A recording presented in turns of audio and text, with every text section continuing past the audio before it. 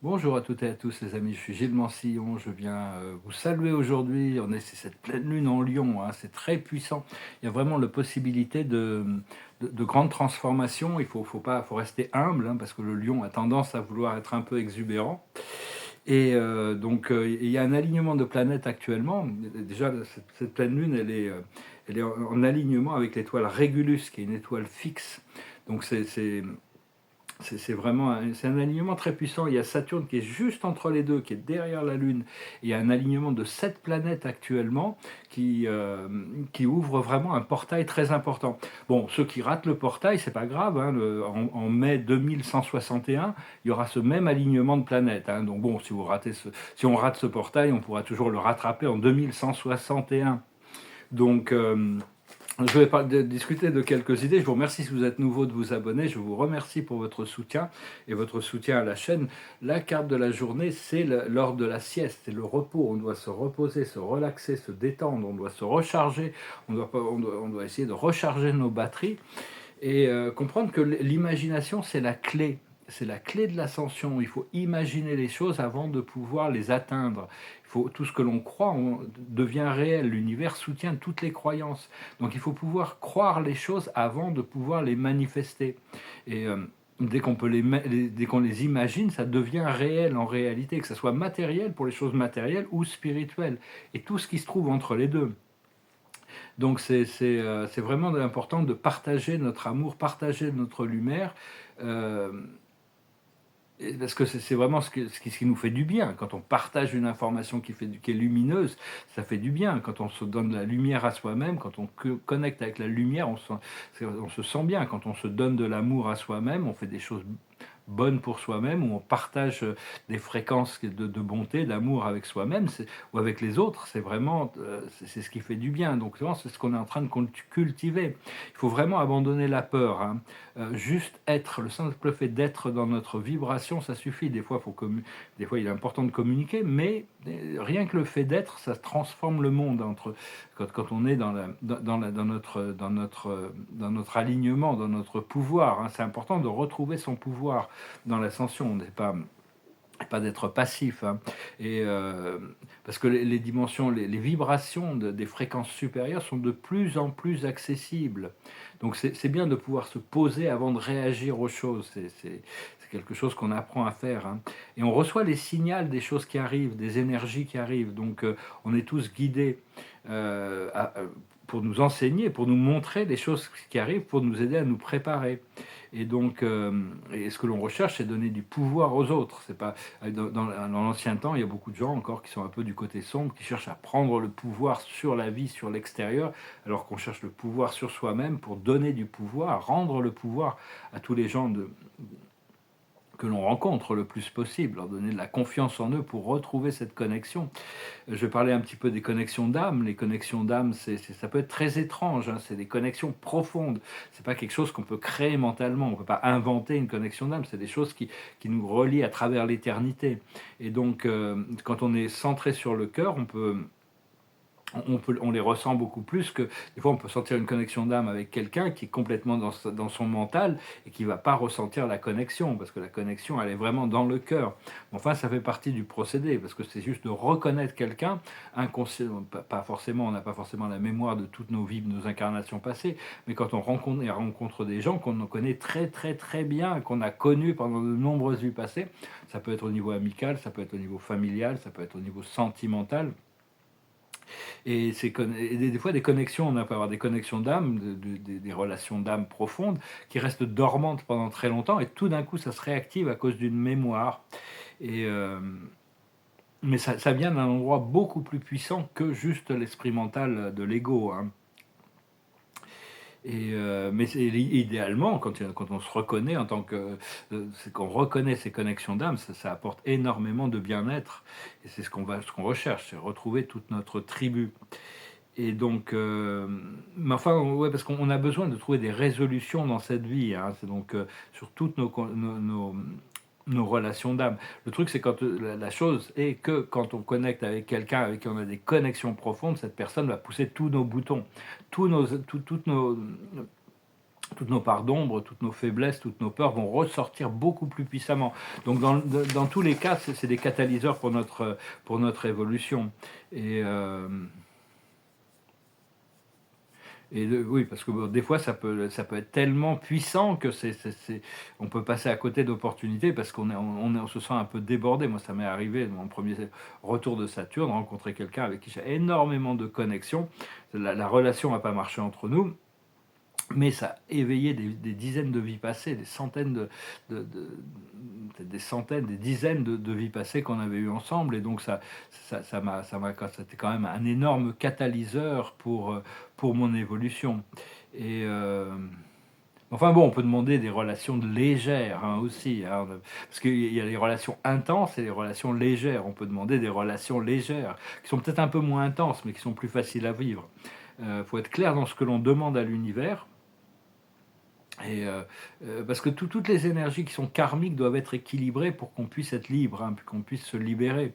Donc c'est important de continuer à cultiver le pardon inconditionnel, et qu'une fois que la connexion, une fois que l'énergie est équilibrée, nos énergies sont équilibrées par rapport à... On peut avoir des dettes karmiques vis-à-vis de certaines personnes, ou certaines personnes peuvent avoir des dettes karmiques envers nous. Et donc c'est une fois que c'est équilibré, la charge émotionnelle, la charge intérieure d'énergie qui nous connecte, elle s'endort, disons. Mais enfin, on a une destinée à remplir. Hein. Ça fait longtemps, un bout de temps, ça fait 2 ans et demi que je lutte contre mon âme par rapport à une connexion d'âme. Bon, maintenant, je vais voir pour essayer de l'accepter quand même, parce que c'est important même si on ne peut pas s'aligner vraiment à cause de une situation un peu spécifique, je garde quand même la porte ouverte. Comprendre qu'il n'y a jamais rien de perdu. Hein. Euh, et tout ce que l'on a appris, parce que bon, on se réincarne quand même. Quand on dort, on va dans ce plan de l'âme. C'est le plan aussi quand on finit une incarnation, on décède, on laisse notre corps physique, on retourne de manière plus permanente et consciente dans cette plan de dimension. Mais on ne perd jamais rien. On reprend toujours le programme là où on l'a laissé, c'est-à-dire on ne dévolue pas. Tout ce que l'on apprend dans une vie, c'est ce qu'on emmène avec nous, et on reprend le programme où on l'a laissé. Il y a le bon et le mauvais karma, hein, donc il faut essayer par l'amour, la compassion, les œuvres de bienveillance, cultiver la lucidité et le travail de service. On élimine, on expurge aussi des choses qui peuvent être inconscientes par rapport à des vies passées, mais on n'est pas seulement là pour servir, on est là aussi pour profiter de la vie. Hein. C'est quand même important de comprendre ça. Et donc, parce que avant de venir ici sur Terre, notre âme avait pris des décisions qui étaient avant notre incarnation. On avait besoin d'apprendre, on avait envie d'apprendre certaines leçons, et on avait envie d'avoir certaines expériences. Donc après ça, bon, on vit notre vie, et puis à la fin de la vie, on passe en revue quelles sont les expériences qu'on a pu avoir ou qu'on n'a pas pu avoir par rapport à ce qu'on avait décidé, et quelles sont les leçons qu'on avait apprises. À mon avis, dans cette vie, on en fait beaucoup plus que ce qu'on avait pu espérer avant de s'incarner. C'est ce que mon maître guide m'avait révélé. Mais puis après, on décide de quelle est la prochaine expérience d'incarnation. C'est pas forcément notre forme physique sur Terre, mais quelle est la suite de notre programme éternel. On voit ça avec nos guides, qui sont toujours des très bons conseils. Et enfin, au plus on atteint d'expansion de notre conscience dans notre incarnation, au plus la voie est libérée, et au plus l'éventail de choix pour nos expériences futures est ouverte, hein, quand même. Donc bon, faut pas se mettre de pression non plus. Il y a ce grand livre de Dante qui s'appelait Le Poème sacré, qui a été appelé au XVIIe siècle, ils l'ont appelé la Divine Comédie, où Dante nous explique qu'il traverse les cercles de l'enfer, il escalade la montagne du purgatoire pour retrouver celle qu'il aime au paradis, Béatrice. Et donc, il nous explique ce que l'on crée dans le temps. Enfin bon, c'était par rapport à sa conscience de chrétien du Moyen-Âge, hein, quand même, mais il ouvre la Renaissance avec ce livre. Disons qu'il nous explique que ce que l'on crée dans le temps, on le récolte dans l'éternité. Hein, donc, garder des pensées positives. Mais on ne doit pas cultiver les mérites spirituels, c'est bien, parce que si on cultive les mérites spirituels juste pour les récolter, on va être forcé de se réincarner éternellement pour récolter ce bon karma. Alors que si on est lucide et serein, on arrive à s'élever au-dessus des choses, et on est libre, on n'a plus d'attachement, disons, on a la liberté. Donc voilà, hein, je venais discuter de ces quelques idées. Bon, c'est très important de comprendre ces relations d'âme et se préparer pour retrouver sa tribu. Une sorte de grande rencontre qui se prépare aussi. Alors, je vais tirer quelques cartes. Là, c'est le troisième quartier de la Lune. Un ajustement est nécessaire, hein, c'est l'observateur, parce qu'on a utilisé ces cartes de la Lune, parce que c'est vraiment cette pleine Lune. La pleine Lune nous rend plus sensibles aux choses. La sagesse, c'est la nouvelle Lune en Capricorne. Le travail dur que vous avez fait est en train de payer, hein, vraiment. Hein. Le travail qu'on fait finit toujours par payer. De toute manière, on vit dans un univers magnétique, tout ce que l'on produit, on le récolte. Ce qu'il faut comprendre, c'est que vous et celui que vous aimez sont en sécurité, c'est-à-dire les chemins, les voies la voie de la destinée est protégée, hein, de toute manière. Donc, des fois, je m'inquiète un peu par rapport à ces connexions d'âme que j'ai, mais parce que c'est un petit peu en dehors de la boîte ce qui me prépare. Mais j'accepte que je suis déjà dans la 5e dimension et que je n'ai pas besoin de suivre les règles de la 3e dimension. Et donc, j'ai accepté. Ah ben justement, ce qu'il faut faire, c'est croyez en l'impossible. Croyez en l'impossible. C'est la lune bleue. Hein. Faut vraiment, il y a des choses qui peuvent paraître complètement impossibles. Ou pas vraiment plausible, ou pas vraiment. Donc il faut vraiment croire, utiliser votre imaginaire pour croire les choses. Et l'aboutissant, ça va être le temps de la guérison, c'est la lune balsamique. Donc ça va être vraiment, il va y avoir cette résolution au niveau de l'âme. Hein, et la lune est pendant très longtemps, c'était une force d'opposition à l'évolution. Maintenant, c'est une force d'intégration par rapport à notre guérison émotionnelle. Ah, je vais retirer quelques cartes avec la carte de Ganesh. Ah, lui, il nous parle au niveau de les cartes de Ganesh, au niveau de l'observateur, c'est une recherche spirituelle. Hein. On est quand même tous à la recherche de découvertes et qui sont connectés à notre moi connecté. Ce qui est la plus haute sagesse, c'est le steadfastness, c'est-à-dire être constant, il ne faut pas se laisser distraire par des futilités. Hein. On doit vraiment rester constant, steadfast. Ce qu'il faut comprendre, c'est la sustenance, c'est-à-dire quelles sont les forces qui nous maintiennent. Hein. C'est-à-dire, il faut maintenir en fréquence quand même. La vie viendra nous rappeler les choses importantes de toute manière. Ce qu'il faut faire, c'est une transformation personnelle qui est en train de se passer. Au plus on accepte de changer, au plus les choses vont avancer vite. Et l'aboutissant, ça va être le courage. On va pouvoir traverser nos peurs, continuer à améliorer notre caractère. Hein. On continue, Dieu crée beaucoup plus. Pour lui, il n'y a que les personnalités, et l'évolution du caractère nous prépare quand même de grosses responsabilités là sur Terre, et puis après aussi. Donc voilà les amis, je vous remercie pour tout, je vous remercie de votre présence et de votre soutien. Je vais chanter une chanson qui me passait par la tête, c'est une chanson des Beatles, je ne sais pas pourquoi elle me passait par la tête, j'ai vu une blague qui parlait de la Norvège. Alors ça, c'est une chanson qui s'appelle Norwegian Wood, it goes like this. I once had a girl, or should I say, she once had me. She showed me her room, isn't it good, Norwegian wood. She asked me to stay and told me to sit anywhere.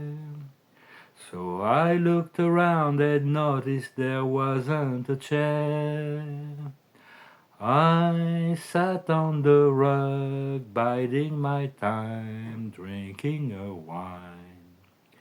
We talked until 2, and then she said, it's time for bed. She told me she worked in the morning and started to laugh. I told her I didn't and crawled off to sleep in the bath.